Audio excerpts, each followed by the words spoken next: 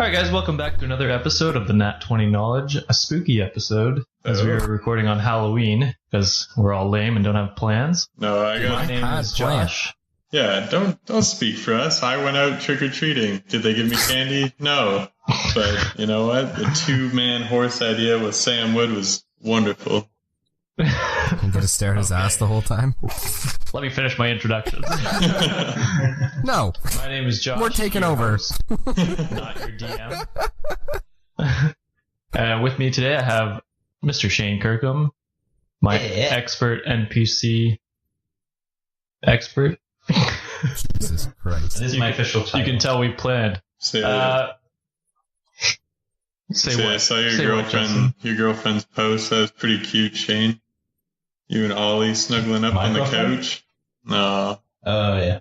Nice. Goddamn, why did we invite him? I approve this message.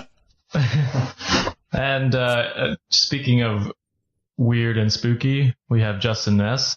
Yep. Here on a little sugar high from all my trick-or-treating. So you guys are in for a treat. Yeah. Oh, wow. Like Or a trick. Probably a trick. And the Dicey D20's NPC master, Noah. I don't know how you doing. What's up, y'all? I can't give him a bad name or he'll kill my character. Oh. Yeah. Should we recap while we're quickly here? Talk about the pod? No, this is different from Dicey. This is its own bit. I leave it up to you. You want to talk about the pod, we talk about the pod. You wanna talk about other stuff, we'll talk about other stuff. Let's talk about announcements and behind the scenes. We're coming up on our final episode. Yeah, we are. Should have been this week. Should have But been. here we are.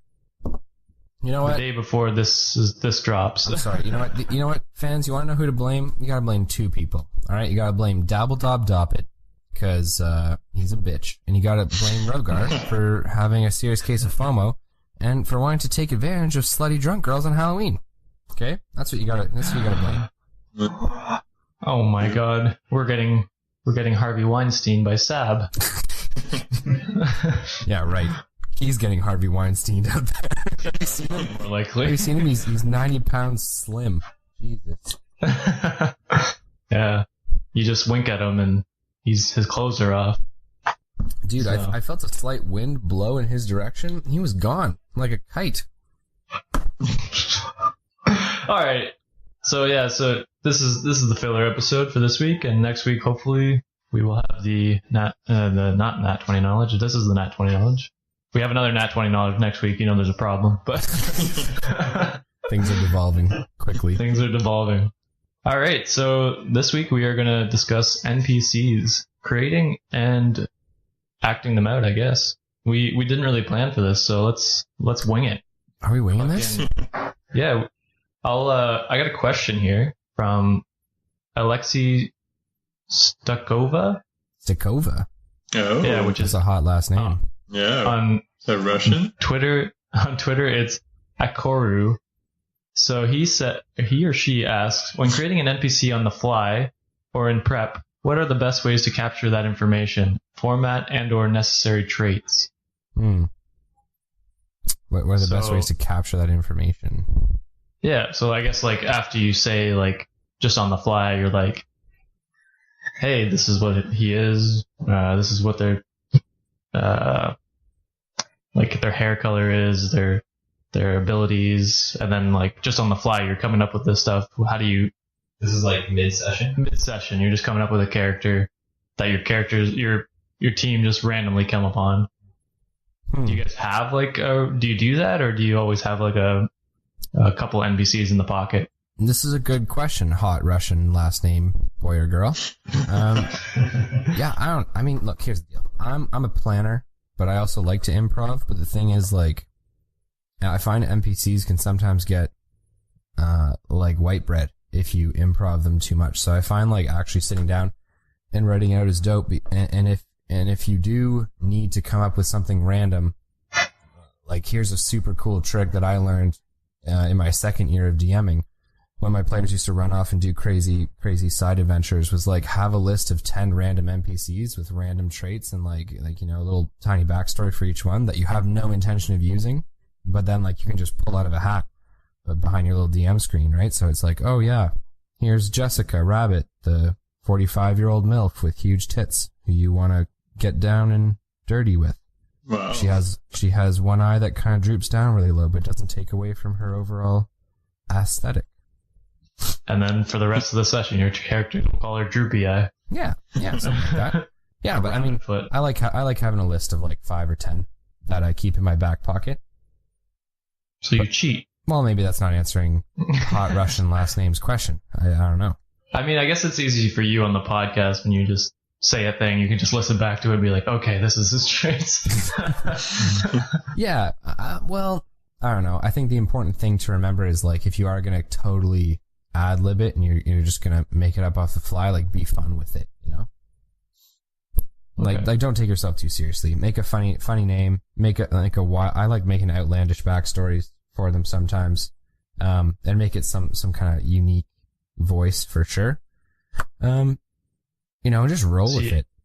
See, I would go with make them as plain as you can. That way your players forget about them. Yeah, but that's not interesting. I don't know. Then it's not interesting, you know? Then you don't have to remember. Yeah, I guess so. I don't know. I don't find that they're often running into things that are unplanned, but I mean, that's the thing is I'm the kind of DM that like my unplanned is still somewhat planned. All right, well, let's go with someone who doesn't plan. The backstreet DM. Actually, all of you plan pretty well. Yeah, no, Justin plans pretty well, but he does improvise a lot. What do you got, Justin? Yeah, I mean, you know, you kind of like have to base your NPCs off of like, I don't know. I guess in your head it's kind of tough to tell as a DM like how long they're going to be around for, but generally you're like, okay, this guy's pretty badass and he's helpful to the group, so hopefully they're not going to kill him off right away. And like Noah was saying is you got to make them unique and have like really cool characteristics, because other than that, like your group's going to get bored of them, and then like who cares if like Joblin the Goblin gets slammed by an ogre, you know? Like, it's like, who gives a fuck if he has nothing to kind of offer to the group, or he doesn't have that raspy voice that everyone was kind of expecting. But it's, true. Yeah, it's definitely a good thing. Let's hear your best Joblin the Goblin voice. Joblin the Goblin? That's pretty... plus 1 inspiration point. Plus 2 inspiration for just the nat 20. No, but I think Ness brings up a good point, because this is the thing, right? Is like, I think if you fail to give them something distinguishing, they just end up being like very, very bland, and they almost end up being you. You know what I mean? So like, this is why the DM's guide and like other expansions on NPC creation are dope. Because like you can pick something like, ooh, yeah, maybe they're bald, or maybe they have an unusual hair color, or maybe they're like super, super weird looking, or they've got a pronounced scar, you know?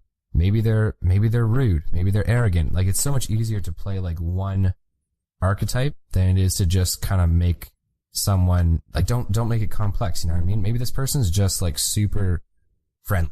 Maybe friendly's their bit, and just keep friendly in your mind and roll with it. And I guarantee like that character just ends up being way more unique than if you just make them white bread.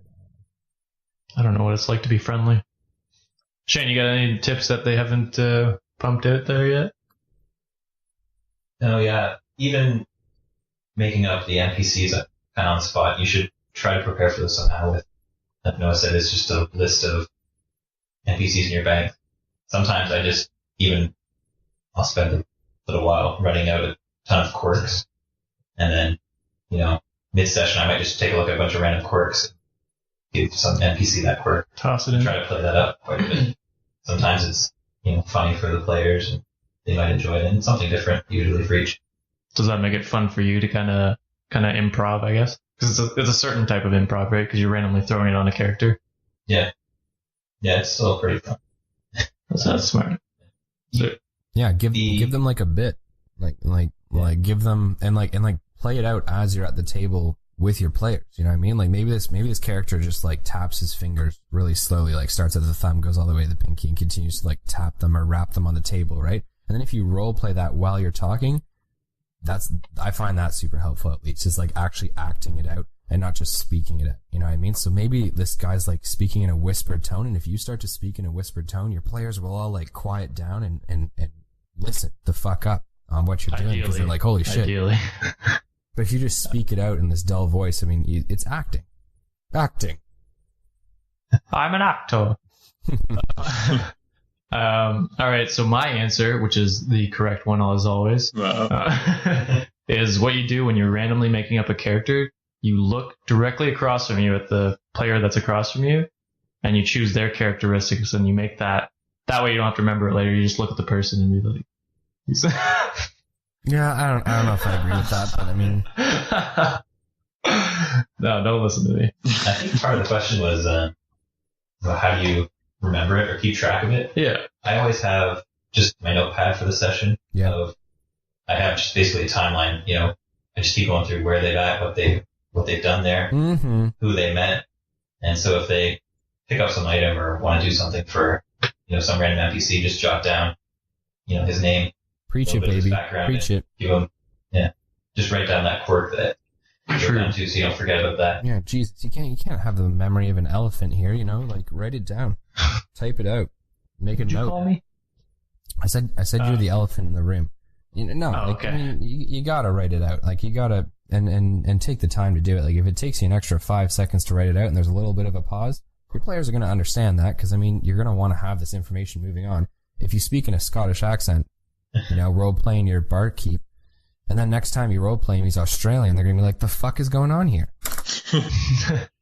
Another thing I do while I'm writing stuff down is I'm just rolling my dice. I don't even usually look at them. I just keep rolling to make them think I'm actually doing something. Yeah. Yeah. And that'll get them a little paranoid. Damn, I am on the same wavelength as you, my dude. I roll sometimes for no reason at all. And my player's like, oh my god, what's going on behind that screen? I'm like, oh, if only you knew. Nothing. I'm just jerking it back here. Another thing to do is just slip notes to your players too. Slip somebody that just say, how are you doing today? Pass it back. You think you're doing something secret with them, but just slide them a fuck you note, and then they look offended. All right, well, I guess we can move into more planned NPCs. So like, I really want to know about the backgrounds of NPCs. Like how far back do you go into their past, or do you just go off of like quirks and then it slowly builds up the character, or what do you guys do? Shane, why don't you start us off, pal? We'll go the other way. Yeah, dude, I've been vibing off what you're saying. I want Shane to go first. Yeah, planned NPCs.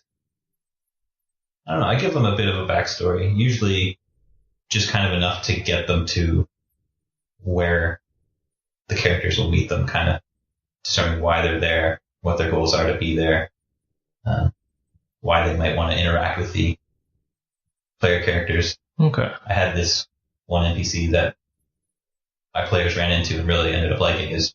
I called him Todd the Brave, and he's just some kid on a farm. He cuts the grass with a sword, and he's always imagining he's fighting dragons and stuff. So when he sees these adventurers walking by, he just runs up to them and tries to play off that he's an adventurer as well. He's fought dragons, he's defended his home, and he just nonstop is asking these adventurers, stories. One of our players was a dragonborn. He just asked him, do you breathe fire? How do you breathe fire? How do you make, all that acid come out of your mouth? And I think, my dragonborn at the time said, it's just like you breathe in a whole bunch and you just like spit, basically. But, my Todd the Brave thinks, well, I'm just going to give out the biggest, mistiest spit and I'll be able to breathe fire as well. So that became a trait as Todd the Brave has. He's constantly running up to people and like giving these big misty spits at people, trying to set them on fire. So you kind of work out so you build out like kind of just like the motive of why they're there, a little bit of like like their background, I guess. Yeah. You gotta think of like why the plain ones are going to be the more integral ones to the story. So you gotta really figure out. Yeah, I think that's the important part. Yeah. Is like I don't know. I think of D&D like writing a book or writing a novel, right? Like you'd look at like Harry Potter or you look at Lord of the Rings. Like even though these are longer books, I mean, especially like you get into the Lord of the Rings series, it's like, but the things aren't in there that don't need to be there. You know what I mean? Like the author has chosen to put all that in there because they believe it to be relevant. It's like, I'm not making an NPC that is irrelevant. I'll make an NPC that's funny or fun or their purpose is whimsy or their purpose is comedic relief. But like, when you're talking about why an NPC is there, how far do I go back in their backstory? It's like, every NPC is integral to the fabric of the world in my mind. So it's like, I'll go back as far as necessary. If we're talking about the bread shop owner, their history is probably going as far back as they owned the bread shop. And then, you know, like before that. So like, oh, before I owned the bread shop, I was a merchant in the South, you know, but then I owned the bread shop because I met my wife, and that's like their story. You know what I mean? But when we're talking about like an arch villain or someone, you know, talking about their fall or their realization of their true intentions, right? Of their evil or their chaos, right? And then talking about what they were like before that. I mean, that's the thing, right? Is I'll go as far back as necessary with the older characters like that are hundreds of years old. I mean, you're not writing out in 1791 he did this, and in 1792 he took a year off because he was feeling like stressed and stuff. But 1794, holy, it's like no, you know, you kind of you have it ebb and flow, right? But every character is important, and so for me, how much detail I put into their backstory really relates to just how big they are in the storyline, right? Like again, the bread shop owner, the bakery owner, might not have a super complicated backstory, you know, compared to the arch villain. Now, what do you do if the lesser playing characters become a more main part of the story? Oh, like, dude, I've had that before. I've had my characters graft on like leeches to an NPC because one dude, super popular in a game that I played was Backroth Wyvern-Toe. He was a dwarf and he was a gemologist, like an expert in gems. And his bit, like, this was literally all I had planned for Backroth, okay? They're gonna walk into the shop. There's a ding above the door as they walk in, you know, like that little bell. And he was gonna look up with his little, like, his gem spectacles on, like he's inspecting some stones. They say their names, and he goes, "My name's Backroth Wyvern-Toe, on account of my large toe." That was all that dude was planning to say, ever. And then they ended up loving him, even though he was he's an old grumpy fuck. And they ended up loving this dude, and they're just like, "Oh my god, Backroth, what can we do for you? Like, we wanna sell gems. We're interested in gems now." I'm like, holy fuck. So then, I have to actually make a backstory for him. But the thing is, like, you know, if your characters graft onto someone, then yeah, flesh them out. Have a little bit written beforehand, like 2 sentences is enough. Like most people aren't going to delve that much deeper into that kind of stuff. You know what I mean? Mm-hmm. But I mean, do it on the basis of interest, right? Yeah, for sure. Justin, do you have anything to add on to those two? No, that was pretty well explained. Yeah, can't really add much to it. Just put in like the needed effort, and if an NPC becomes way more popular than you expected, then you know what, next session write a little bit more. Like, it's just kind of plan as you go, and always have like a couple things and like the background type thing, so you don't always have to improvise. But it's not just the big stuff about the background either. Like, it's the small stuff, man. It's the characters who tap the fingers on the table. You know, it's the characters who fidget. It's the ones who whisper their story. You know what I mean? Or it's the ones who slur or stutter, or who use like some of my best villains have been these like eloquent dicks. You know what I mean? These guys who like are so knowledgeable and so rational and so eloquent with their words that you almost are like, oh fuck, like I kind of understand where you're coming from, dude. But that's the thing, is it's like the small little snippets of that character that make it real. It's not the fact that this guy has this grandiose ambition for domination, or this guy who's like, oh, I'm going to take over the world through pestilence and disease. It's like, it's the licking of the lips that he does when he speaks. You know what I mean? Like, it's the small stuff that makes him real. So that's the stuff that I focus on equally as much as the big stuff. For sure. No, I think that's a underrated thing for sure, is having those little quirks, those little subtle tells or whatever it is that really build out the character for sure. So that covers most of the character things for the NPCs, creating them and creating them on the fly, background. Something I wanted to talk about that we did kind of different, I guess, in season 2 here, or I guess it was downtime, where Noah allowed us to take control of the characters, like a couple NPCs. He said, "Go ahead," but fully improv. Didn't give us any background. We completely flushed the background out as we were going along, just improving. As a DM, as DMing that, how was that for you, Noah? You know what, man? As a new DM, I don't think I ever could have handled that. You know what I mean? Like, I was so nervous to like have everything controlled and have no mistakes, you know, and no gaps. I don't think I could have handled that. But years into it now, it's like, it was actually kind of a relief. It was like, you know what? Like, yeah, I had little stories for these guys. I legitimately had like 2 sentences for each guard. You know what I mean? This is my name. This is my age. This is what I look like. And here's like a little tidbit about me. You know what I mean? Like, something that takes 30 seconds to write. And then when you guys got to the gate and Fievel was like, "I want to bring my toad in," I was like, do I have to be the cock that says no? You know what I mean? And then in my mind, I was just like, I don't have to be that cock. They can be the cock. And a light went off, like the light bulb flicked on. And I was like, let them do it, right?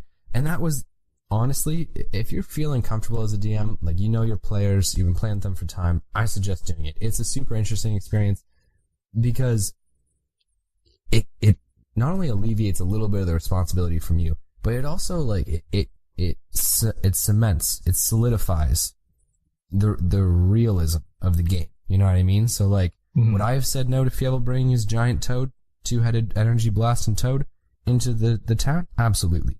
But, you know, like, if I say no, the whole group would be like, I don't know, like, that's not very nice of you. But then give the players a little bit of, like, a taste of responsibility, and they're like, no, that's ridiculous. You know what I mean? And they're backing you up, you know what I mean? So it was kind of cool. It's like that psychology experiment where half the people were guards and half the people were inmates. Yeah. Like, just let them loose, see what happens. And they immediately turn on the other inmates.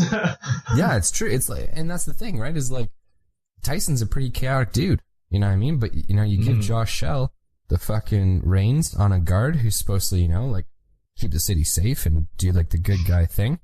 And you took that up without question. Like, it didn't even take you a second to be like, no. I mean, eventually he did turn into Sir Cuculus. So. Yeah, well, given time, any of your characters.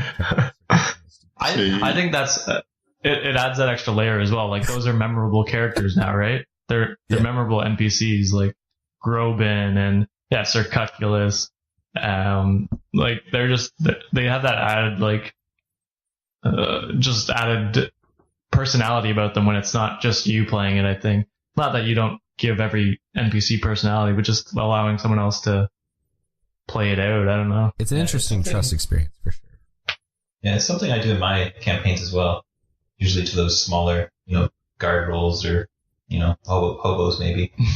But I've never had the chance to just be an NPC for a minute. So I had a question for Josh. Did you find you were maybe a little more involved in the story and it was a bit of a refresher to play another character? Yeah, I mean, and Justin can answer this too. And Justin as well, I guess. But as playing the NPC, it was fun because you're like, like Noah said, if that interaction had gone on, it would have just been Fievel arguing with Noah for whatever 5-10 minutes, and we would have just been standing there. But instead, Noah was like, no, you guys take it, and then we were more involved in it for sure. Same with, like, especially the downtime, because the downtime, it was just one person playing, so the rest of us were just watching and then adding our 2 cents every once in a while. So then when Noah allowed us to be in the downtime, it allowed us to either help or hinder him depending on if he was being a dick that night, whoever it was. So yeah, for sure, it definitely added personality, and like you get to play something that you won't play for a while, right? You're playing either Tyson or Fievel or Rogar, and getting to play a guard is something different, or a Groban or the drunk. Part of the drunk. Yeah, and I think it gives players a realistic view of like what it is that you're doing, right? Like, like yeah, Fievel would have been fighting with me for a time about not bringing that token. They've been like, why are you cock blocking me like this, man? Just let me do this. This is funny shit. But you let the players take care of it, and all of a sudden they see like, oh, well, fuck yeah, if I'm a town guard, I can't just let this shit happen on my watch. You know what I mean? And it makes that decision feel more concrete, as how I felt about it. You know what I mean? And it gives them a taste of like, oh, okay, so this is like what he's dealing with when he's actually laying down the law. You know what I mean? It's not like he's doing it to be a cunt. He's doing it because I shouldn't bring a giant two-headed toad into a civilized town. Yeah, for sure. Yeah. And I almost broke. See, the thing is, like, you could try stuff with your DM, but eventually they learn all the tricks in the book, and they're just like, you know what, whatever, dude. Like, here's 50 XP, like, fuck off. But, like, when Josh and Sab were playing the guards, I was like, I'll suck your dick, and that's where I split the vote. Yes. Sab's like, no, but Josh's guard was like, hey, like, we got something here. Maybe this can happen. I was like, yes, sweet. Yeah, it definitely adds a bit more flavor to the game, a bit more chaos for sure, which actually is a thing I wanted to touch on, Noah, because Fievel ended up not coming into the city, which was not part of the plan. He was always supposed to come in. Yeah, he was supposed to enter the city gates. That was something that was unexpected, but I mean, yeah, it was chaotic. I was taken, I mean, don't get me wrong. That was like, what was it? Contingency plan 4 or 5 or something. Like Fievel doesn't come inside. Like this is such a harrowing experience for him that he's like, fuck the system, I leave. And I knew that was a possibility, right? I just thought it was I thought it was lower down on the list. But yeah, it was chaos. But the thing is, it was interesting. It was interesting gameplay, dude. Like it branched out. It wasn't white bread. I was happy about that fact, you know? And people, I think, empathized with Fievel a little bit, but also understood the position that the other players took. Like, that's the thing. Is talking to other people who listen to the pod, they were like, oh yeah, I see why Fievel like didn't go inside the city. Like, if I was a Beastmaster and my beast they said no to my beast, I'd probably stay outside. And then I had some people being like, man, Fievel was being an absolute bitch. Like, just fucking go inside and like, people leave horses outside the city all the time. So like, I just found it to be interesting gameplay. Yeah, no, I agree. I don't know. Definitely added to it for sure. All right, well, if there's no other input on NPCs, I have a fun game we could play. Oh, fuck. Ooh. I love You games. guys ready? We're done with NPCs? We don't want to talk about them anymore? Oh, I don't know. What else do you have anything else you want to talk about? I don't know if I have anything else I want to talk about. I mean, I would talk about something. How about some... Like what? I think that people need to be creative with the NPC. Oh, we could talk about stats. We could talk about stats with NPCs. Where do you get them? Do you roll them? Okay, so forget the creative thing. Look, with stats, I mean, it just kind of depends on what class and what abilities they have. The bread maker's gonna have some pretty shit stats. You know what I mean? I'm not beefing that dude up, but Might have wisdom. You know, he's got to be wise. He's got to have that knowledge of making bread. That's a different kind of wisdom, you know? Yeah, Okay. high dex to not burn his hands after all those years of making bread. Yeah. Don't cheap out on these guys, Noah. no, Yeah, you're making the bread. I do. You're cheap holding out the on bread them. maker's back. No, but I mean, I don't know. When it comes to characters commoner? that you want to create cool stats for, I think, and this is something that like literally you guys have seen in Dicey where Wolfhelm's got really, really cool abilities and stats, and where Orin has cool abilities and stats, and where Ularic has really cool abilities and stats. It's like take the personality of the character almost, and then think about their fighting style, right? Like McCain was dope. His damage might not have been off the charts because he was a dagger wielding son of a bitch, but he was dope. in his fighting style, kind of slick, kind of fast. Leaping at people, driving daggers down into their chests, kind of like taking them to the ground, rolling off them, right? Like a very chaotic fighting style. Mm-hmm. Give them stats and abilities that reflect their personalities. It's the most important thing. So you don't necessarily take just they're a human and they are a rogue. That's their stats. You kind of take other abilities and give them what you think fits best with their personality. Is that kind of where you go? Yeah, I mean, well, okay, yeah. So let's take McCain for example, right? Because McCain is one of the best examples of this in season 2 of Dicey D20.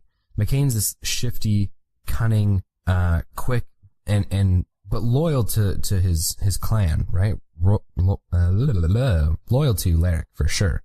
Mm-hmm. But like you watch this guy fight, and his personality is embodied in the way that this guy like leaps at people and slit throats and throws daggers and like just relishes in combat, right? I'm like, Wolfhelm's dope at combat, and he's someone to be respected, but it's not like he's grinning and smiling and enjoying the act of killing people, you know what I mean? So his abilities don't necessarily contribute to that. Whereas whereas your boy McCain's definitely do. Mm-hmm. So McCain had abilities relating to knife throwing, so that he could bonus action throw a dagger, like on his turn. That's not something that's super canon, but I just thought it was really interesting, because if this dude's like this knife throwing gypsy, you know what I mean? This guy from the wilds who doesn't really love civilization or the comforts of home, yeah, he's gonna be good with a blade, you know? True. So if you feel it fits the story better, you'll bend the rules a little to give him an extra ability or something different. Yeah, for sure. I think that it mixes things up. I think that the whole bit with 5e was to move away from like the strictness of the statistics, like to move away from that and to move into freer gameplay, and having characters that kind of that don't have abilities that are traditional, I think is super cool. Okay. Like take your boy Orin's Whirlwind that you guys saw in, I think it was 2 or 3 episodes ago in season 2. He whirlwinds and like knocks one dude's head off and slices at 2 others. I mean, that's not a typical ability for a PC character, but because Orin fights mobs a lot and he fights these fiends and these monstrosities, he uses crowd control tactics. Like, I just thought it was a really cool bit to throw into his fighting style. Okay. What about you, Shane? What you were talking about, something with a commoner stats or something like that? Yeah, aren't there just like commoner and like pretty regular different type of stat blocks in? I don't know if it's the monster manual or pretty sure it's the monster manual. Yeah. There's a bunch of base stuff, and I guess you could build off of those depending on the NPC. So maybe for newer DMs, maybe go off of the base stats first and then kind of start building up characters. Something I was doing when I first started DMing is, they'd have an NPC that they run into, and it's their main ally, so he's a sorcerer. He's a level 10 sorcerer. And then I just went through the player handbook and made a sorcerer using the player handbook. Okay. I don't know if that's actually kind of what... Is that something you do? Or is that... I think it depends on how much you love that NPC, because I definitely don't do that with a lot of mine. I don't know. Like the thing is, when you look at... I think of making NPCs like you're making enemies, right? So like they have 2 to 3, depending on their level, right? More main attacks. They got, if they're an epic level, they're going to have some legendary actions or some bonus actions that they can do on every turn. And then they're going to have some really cool feats that they can throw into the game. But it's like, yeah, if you're making the bread maker, the dude's AC is like 8 or 11. He's got like 9 hit points and he can punch someone. Like that's like what he does. You know what I mean? In terms of statistics. But if you're making Wolfhelm, leader of the Knights of the New Moon, the guy's like a challenge rating 9. So like the thing is, like he has a certain number of hit points equal to like what I consider an enemy level 9 to have, you know what I mean? So I almost base mine more so off enemies than I do off like PC creation. Okay. Now, what's the benefits of doing it that way than doing it Shane's way? I think it's just simpler. I think it's just easier. Okay. Like, I think it just takes less time. Okay. Yeah. Yeah, I guess if you got a sorcerer and he's got like a level 10 sorcerer, he's gonna have like a million spells, right? Yeah, He's got a bunch of things spells. to keep track of. So, yeah, I guess I could see that being a bit tricky. But I guess you could choose from the spells that he It might has. be a bit of like stigma too, because it's almost like you're making a character for yourself, Kinda true. like as a player in the True. player style. Yeah. Like look at the bad guys, like the monsters, quote unquote, magicians, mages, sorcerers that are in the monster manual at the very end there. It's like when the ones they show are like challenge rating 5 or 6 or whatever it is that they are, right? They have a certain number of suggested spells that these guys can carry and a certain kinds of spells that they can carry, right? It gives you a little bit of freedom there, but it's not like they have the same range of spells that a PC has. Yeah. I just think it becomes too intensive to do that much. I think it can be unique while still being somewhat simplistic. Well, especially as a DM where you've got anywhere from a couple dozen NPCs you might have to play per session.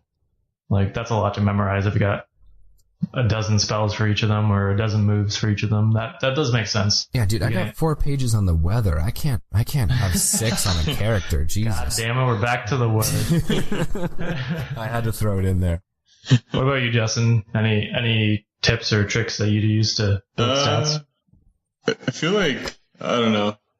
What I usually do is that, like, yeah, depending on like how involved the NPC is, I like to just kind of like mix and match. So like if let's say I'm making like a frost wizard or whatever, I won't do what Shane does, and I kind of do what Noah does, but I like mix it up a bit. So instead of going with like, I don't know, looking at like the basic spells that they would have, I like sometimes I make shit up and I'm like, oh, this guy's a frost wizard. Let's give him a new ability called Frost Walk, and he literally has like increased movement speed and can walk on all terrain because his boots create like frost underneath him or something like that. So it's just like creativity and adding like certain spells to certain NPCs that maybe they wouldn't have or players wouldn't expect them to have anyway. So that way when you're playing or you're mid-battle and these guys just whip out this ridiculous ability, you're like, holy fuck, like this guy's awesome. True.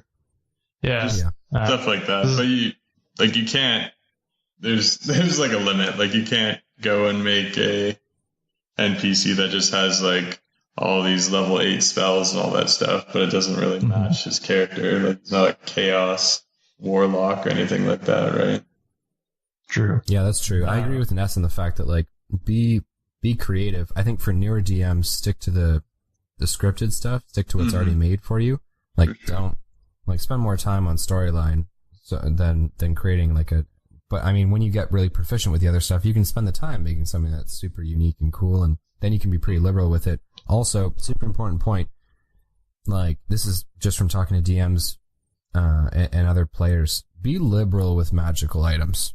Okay, this is the biggest thing that I can say in terms of NPCs is like give them a rare coin that flips heads like 90% of the time, or give them some interesting little trinket. You know what I mean? It depends on how common magic is in your world, and it depends on how you want to play it. But like, don't feel the need to like give them items that are super dope and specific to their character. If you got like a bunch of mages, throw in a broadsword that does some nasty, crazy damage and has some cool abilities, and they're gonna be like, oh, that's a cool drop, but like has nothing to do with me. I don't know. Like, I just found that putting in wondrous items, uncommon items, magic items, and giving more powerful NPCs those items gave them more of a presence in the world too, right? Okay. That's kind of cool. I didn't even think of that. A question I have for you guys, I guess, is as you're going along with the story and you have that Orin character or that Wolfhelm character who's with your characters throughout the story, and your characters are leveling up, do you also level up your NPC with them? That's such a good question. I like that question. What do you guys do? Take it away. Take it away, Ness. All right. I guess it depends. Like, I guess their challenge rating, because like in your head, you give them all this stuff and you create them and you're like, oh, okay, like this guy's roughly like a level 9 XP match type thing. So like if your players are still in like level 5 and 6 or whatever, like normally I'll leave it. But if they end up surpassing that, I don't know. It kind of depends on their importance in the story and everything too. Because if if he's such a critical role in the story, then yeah, I'll probably boost his HP a bit, give him a couple more abilities. But other than that, like, the importance is your players surviving. Like, NPCs are expendable, and though they are important, I feel like the bigger, like, stories and all that stuff, like when a character of importance dies, like, it's a big deal, and the players are really affected by it, which is kind of like what you want as a DM. You want to bring out those tender spots, those tears, make your players cry a bit, you know. All right. You got anything to follow up on that one? No, or Shane, whoever wants to go. I might. Yeah, pretty similar. I might try to do it more like on a milestone system for the NPC. If what they're doing with players kind of benefits them and their maybe more personal goals, I might give them some extra abilities or something, or try to give them a little boost. But yeah, I might try to just take into account what the NPC is actually getting out of all the encounters. True. Okay. Yeah, I think it totally depends on what my goal for that NPC is. Yeah. So a really good example would be a NPC that I had a couple of my characters heading down the coast in this one storyline, and they were off on this somewhat minor adventure almost, but they were accompanied by guards of the city, and the guards went with them, and these guards started out as like challenge rating 1 and 2 guards with shields and spears and like no special feats, and like they were just dudes. And the idea behind this was, as the difficulty ramped up, like they just were not going to keep pace with the players. That was the idea. And so by the time that like the last one was alive, like he was a prized member of that group. You know what I mean? Like, right. Like yeah. when the second or third one died, there was like a funeral ceremony for that dude on the beach, and they stuck his spear that was broken upon its last impact. They stuck it in the ground at like the head of his grave. They stuck his helmet on it, and one of the characters absolutely hated the dude, so he like walked off and was like, I don't care about his funeral. But everyone else was like super sad about this. And like the last dude who was alive became, dude, it was like they worked so hard together to keep this guy alive. You know what I mean? They were like, don't let him die. Don't let him die. So like they put themselves at risk to keep this level 2 guard of the city from dying, right? And like, but that's the thing, is these are just, in history, you've got people's names who are written in stone, and you got people's names who are written in ice, and then those whose names are written in dirt, right? And you kind of got to decide, like, along this storyline, is this someone whose name is written in stone? Or is this someone whose name is kind of lost to history, you know what I mean? And if it's just a regular dude who doesn't have magic and doesn't have special abilities, it's okay that his name is lost to history, you know what I mean? Mm-hmm. If this character is like integral to the storyline and like is going to be super dope and you want them to be around, yeah, level them up with it, but it's also okay to let people die, you know what I mean? Yeah. That actually moves on to my next question, is killing NPCs, when to do it, and like, should it be a tearjerker moment? Should it be a get over it? It's not real. Just a game. Just a game. I don't know. I don't think it should be a get over it moment. I also don't. I think it has to be. It depends on what you're going for. I think is the bit here, right? Is like, if it's like your players are kind of slacking, they didn't do their homework, and they were just like, oh yeah, it's just another session, and you've planned something pretty dope, and it's going to be like a more serious, challenging encounter that could actually have some risk to it. Killing off an NPC in front of them who they had respected and like thought was dope might like have them shake their heads and be like, oh shit, like we might be in something here. You know what I mean? That being said, killing off characters all the time gives them this feeling that like death is just common and is going to happen to everyone, and what's the point of kind of caring, because everyone's going to die. You know what I mean? So I think you have to be tasteful. It's like nudes. You got to be tasteful with it. You know what I mean? Yeah, you can't just send the dick pic. You got to send the bulge. If you flood the market with dick pics, they become useless. They have no value. You know what I mean? You're right. They're like Zimbabwe's dollar. Okay, men, start sending nipple pics. 4 million Zimbabwe dollars for a loaf of bread. It's like, the currency's useless. You flooded the market with it. You know what I mean? But if you tastefully throw in a death every now and again, it becomes a valuable tearjerker. But sometimes, like, like I said, there was that one dude who died. They held a funeral for him. One of my characters was like he was like Michael Scott and Toby. He was like happy that this dude was gone. You know what I mean? He was like, this is the best day of my life. So like what was sad for everyone else was actually happy for him. I think it's just about what kind of effect you want it to bring. If you're killing guys because you're bored, like what the fuck are you doing? Now, in that war scenario that we just had, spoilers for anyone who hasn't watched up until like, I don't know, a month and a half ago or something. At this point, the war scenario, there's NPC deaths left and right. Like most of the NPCs we met in season 2 are dead, I'd say. Yeah, that's fair. That's did you just get bored now and you slaughter everyone? No. I think that what I wanted to happen there, and I don't want to give too much away, but the idea being that like you guys are up against some challenging shit. You know what I mean? Like like I don't want that to be lost on the audience. I don't want it to be lost on you guys, or to be felt like it's like, oh, people just die. You know what I mean? Like these were dope characters who lost their lives in pretty spectacular. Like McCain was one of my favorite characters to roleplay in season 2, and I hated the fact that he died. But like, truth be told, he was just outmatched. You know what I mean? Yeah. And Ularic was also one of my favorite characters to roleplay. Like, I would have loved to see him continue. It adds a huge twist that he's gone. And the truth of the matter is, like, he just rolled really poorly. You know what I mean? And it's like, what I really wanted to have happen was to have my players realize that, like, oh no, like, this is hard shit. We're fighting hard here. And that's not lost. You know what I mean? On the audience. Yeah. And I wanted it to feel to you guys like death is reasonable in this circumstance. You know what I mean? It's not like, oh yeah, Noah makes it seem super scary and tough, but like he won't actually kill anyone. It's like, no, I'm going to roll the dice. I'm going to be fair. I'm going to be objective. You know what I mean? When a player gets outmatched, they die. You know what I mean? And Lena's certainly an example of that. I mean, she's not dead yet. You know, she played well, but damn kid, you know, you got double not 20'd by a beast whose challenge rating was dope. You know what I mean? Like there's no shame in it. Like that's just the truth. Mm-hmm. You know, season 2 had a lot of complex political aspects to it, but it also had some complex and challenging fighting situations, styles.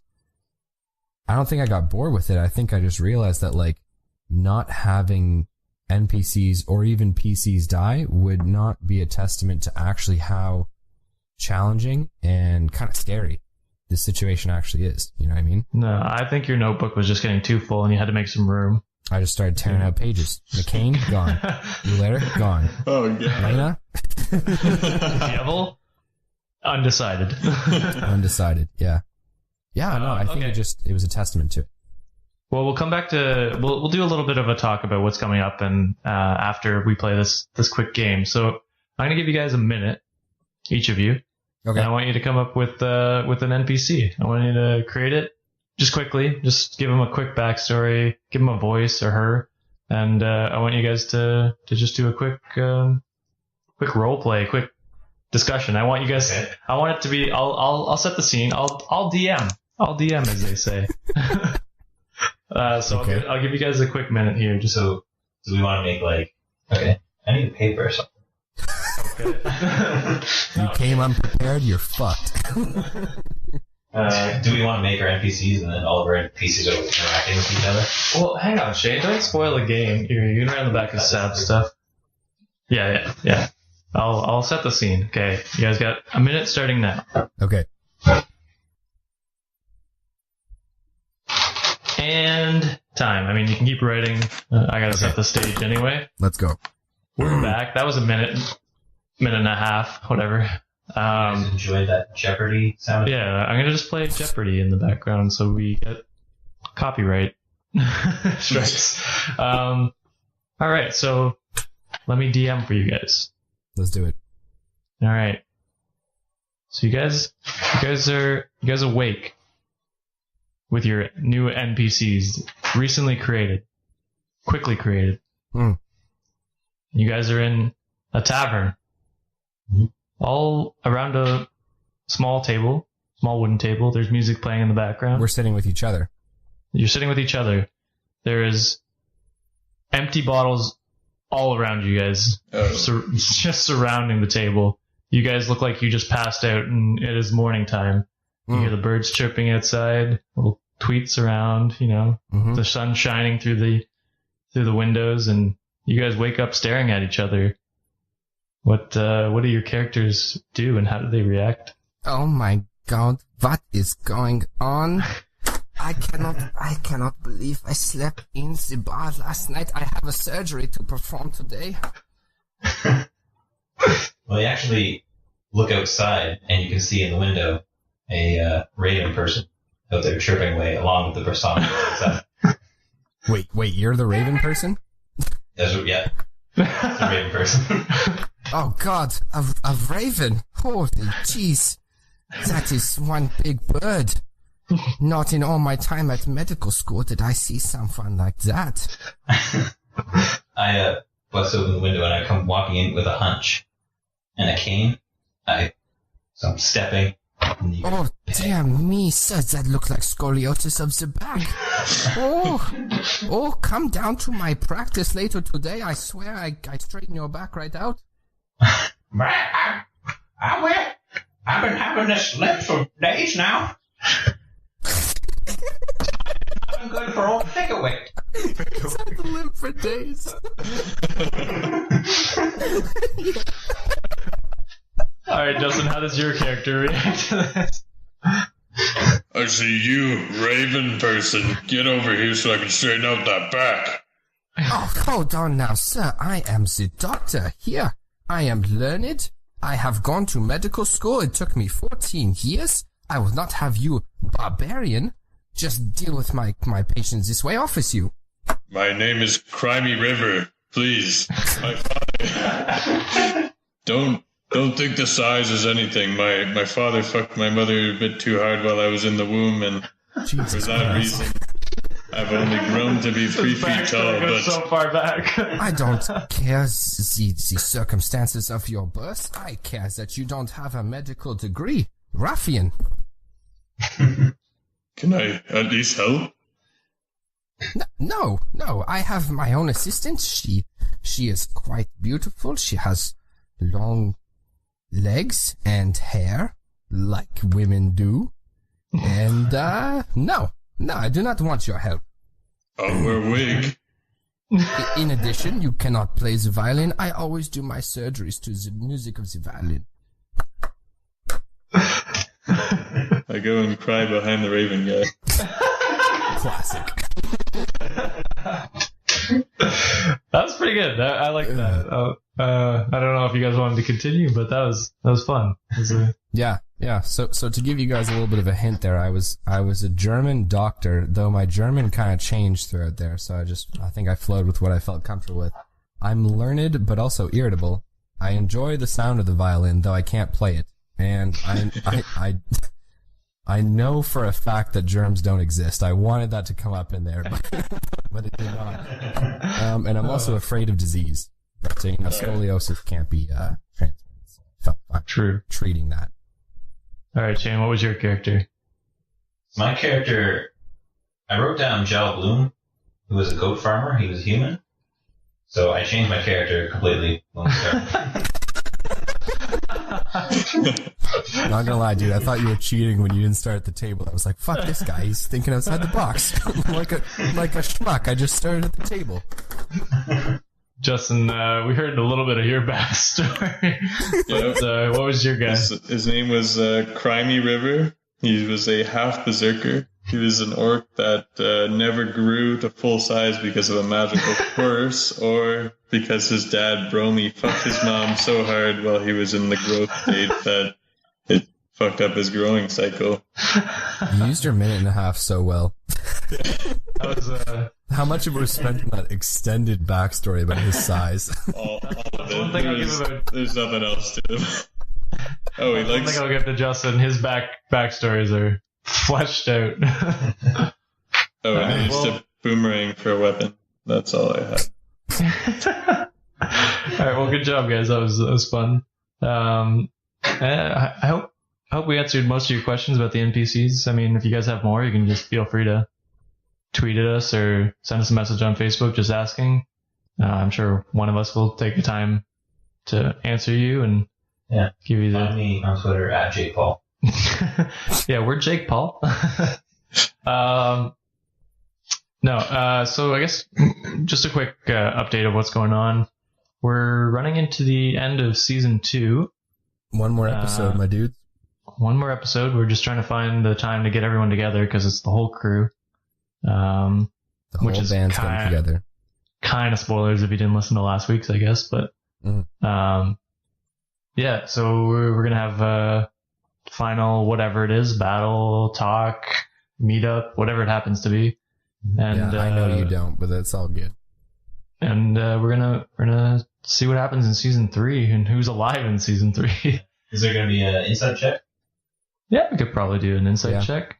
Yeah, kind of think of the final episode as like kind of like a smoke clearing. You know what I mean? Like the dust clears in the battle, and it's like, okay, like you know that moment in Atlantis where they're like, sound off, who's not dead? Like that's gonna be the fucking sound off. I'm right. super stoked for that.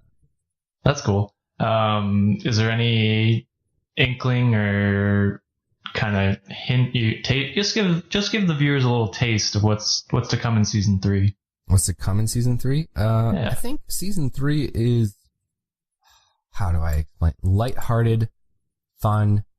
Think D&D on acid, and we're gonna go from there.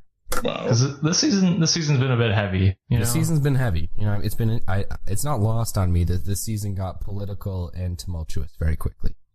I mean, Tyson almost died multiple times. Yeah. And that can never happen again, Noah. No, never. No, this is gonna be. I think this is gonna be a little bit more wacky than the previous seasons. Season 1, white bread. Season 2, hot and heavy. Season 3, like, ladies and gentlemen, all I can say is stay tuned because it's gonna be wild. And the OG crowd will be back. We're talking Fievel. We're talking Rogar. Say it.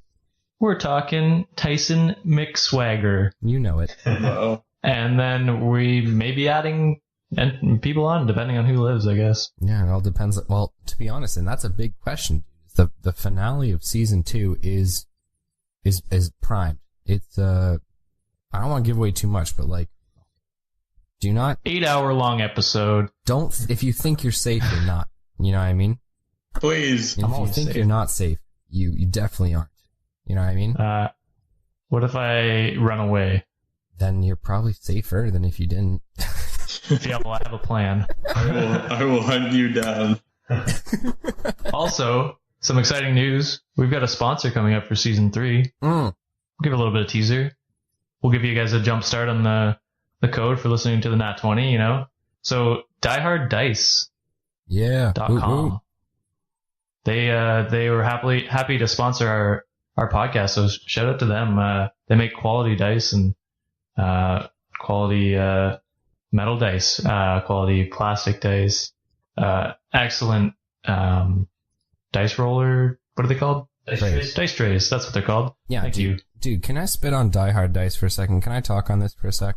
I was gonna say, don't spit on them. They're nice people. No, I'm being for real here. Die Hard Dice has been awesome to deal with, man. These guys have really cool products.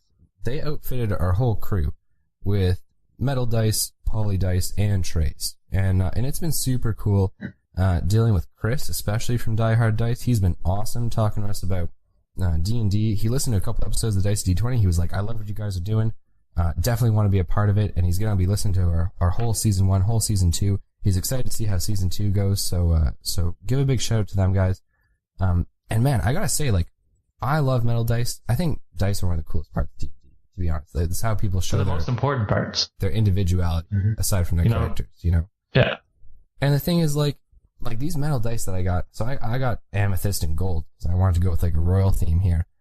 They are so nice to roll, especially in the tray. It's dope. So use our discount code, guys, because that's going to be super sick. Giving you guys 15% off. Wow. What's that code, Noah? That code is DiceyD20. So you can use that code on your first order with Die Hard Dice. Any spaces? No spaces. DiceyD20. All one. Capitals? Yeah, I believe, here. Let's throw the questions at him. So Hold up. You know, yeah, no. Dicey Promo D20. code of Dicey. Dicey has a capital. D is a capital and then 20. Like the numbers 20. Yeah, So man. if you guys need some dice, your starter DM or your starter player, or you got some people that are interested in getting into Dungeons and Dragons, they got to get a pair of dice. Why not get one for 15% off using the code DiceyD20? Yeah, we're going to be showing off our dice from Die Hard Dice on our Facebook, on Twitter, on Insta, probably, just to give you guys like a cool view of what they have going on. Because man, like even Dabbledob's Rainbow Scorch set looks beautiful. Mm-hmm. It's sweet, and he's been rolling real well with it. he has. Yeah, he's been I don't know if that's true. But rolling pretty Nazi. he made it. Yeah, the dice are rigged, believe it or not. They only roll 17s and above, so it's a real game changer, if you will. Never lose, no. But yeah, so once again, that's dieharddice.com, and use the code DiceyD20 in the checkout to get 15% off. Thank you, Die Hard Dice. Absolutely. Yeah, we're going to be shouting them out all throughout season 3 as well. So and for the finale of season 2. So you guys, you'll be hearing about them a bunch for sure. Yeah, and we'll get better at these ad reads, All